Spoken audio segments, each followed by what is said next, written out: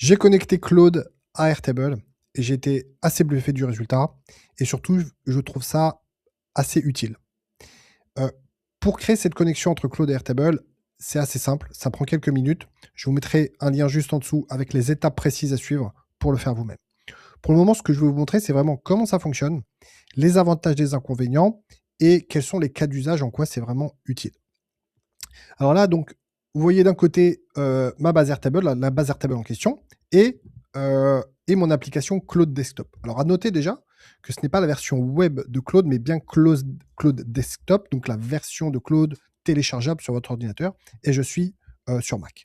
Donc j'ai ouvert une nouvelle conversation et je lui ai demandé tout simplement: «As-tu accès à cette base via MCP?» Je lui ai donné tout simplement le lien vers la base et là, il me confirme qu'il a bien accès, à la base et elle contient toutes les tables. Alors pourquoi j'ai précisé MCP? Parce que Claude pourrait accéder à cette, application de 2 manières. Il pourrait accéder via le MCP, donc qui est le protocole, qu'il utilise pour se connecter à diverses applications. C'est ce que j'ai configuré à l'intérieur, de Claude. Mais il pourrait potentiellement aussi «naviguer» entre guillemets à ma place et c'est beaucoup plus lent. Je préfère qu'il utilise le MCP plutôt que la navigation, direct. Donc là, il a bien accès à la base et je vais pouvoir lui poser des questions. Et je vais pouvoir lui dire: «OK, quels sont les produits, épuisés?» D'accord? Donc là, il se connecte à ma base, il va analyser. J'ai pas besoin de lui donner beaucoup d'informations, pour qu'il comprenne. Il arrive à comprendre vraiment, le contexte.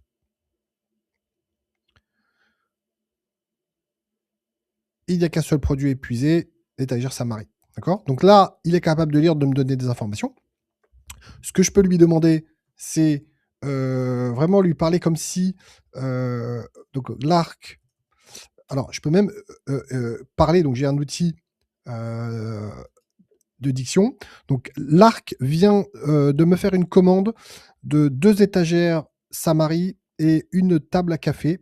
Peux-tu créer la commande? Voilà, hop.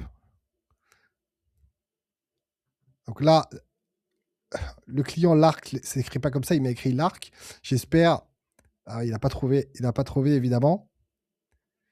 Et il a dit: «Je te signale que l'étagère Samari est épuisée, je crée quand même la commande».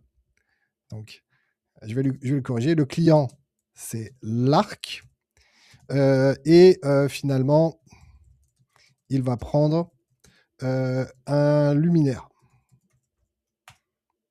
Voilà et donc là, je vais aller dans ma liste de commandes et là, normalement, il va aller trouver mon client. Donc j'ai déjà un client qui s'appelle l'arc. Il l'a trouvé, d'accord? Laisse-moi vérifier la structure de la table commande avant de créer. Donc là, il va normalement me rajouter une commande avec les lignes de commande, qui correspondent. Il crée la commande, puis les lignes et voilà. Donc là, il est en train de me la créer ici, vous voyez, la commande 32. Alors, une petite limitation quand même à savoir, c'est que il est capable de créer une commande, c'est un record par commande. Donc il fait une requête, un record. Il peut pas créer plusieurs records dans la même commande, donc ce qui fait peut-être des petites lenteurs. Voilà. Donc commande 32, elle est là, la commande 32. 2 étagères, un luminaire avec le montant qui s'affiche. Ah oui, et il me dit: «Rappel, l'étagère est actuellement épuisée». D'accord? Donc là, je peux lui dire, rajoute, une table à café. Voilà, et donc normalement, il va identifier et la rajouter. Hop, une table à café et le montant qui se met à jour. Donc vraiment parfait. Donc comme on a dit, c'est un record à chaque demande. Donc potentiellement, si je lui dis rajouter 10 records ou plus que ça risque de prendre beaucoup de temps. Donc c'est pas le genre de choses qu'il faut, lui demander. Autre cas d'usage qui peut être intéressant, je suis dans un salon, j'ai une carte de visite, je peux, hop, lui glisser une carte de visite, donc ajoute ce contact. Voilà, sans lui donner plus d'infos, donc une carte de visite que j'ai récupérée. Il va pouvoir, hop, il va pouvoir l'identifier. Alors voilà. Donc là, il a rajouté. Je n'ai pas ajouté le téléphone et l'adresse car je ne vois pas ces gens-là. Je ne vois pas ces champs dans la table. Donc, et là, je peux lui dire créer les champs adresse est tel.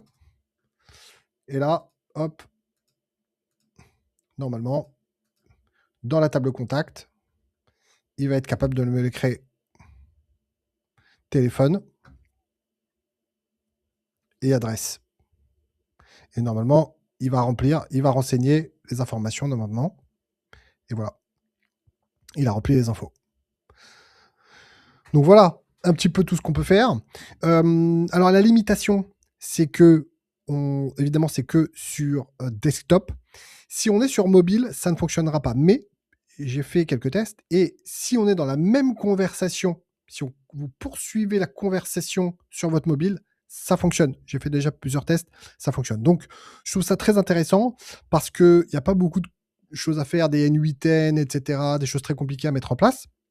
C'est vraiment Cloud Desktop que vous installez, quelques étapes de configuration pour configurer le MCP et vous allez être capable d'échanger avec votre base Airtable, rajouter des opportunités, rajouter des contacts, etc., sans nécessairement aller à la main remplir les informations. Ça peut être vraiment un gain de temps impressionnant.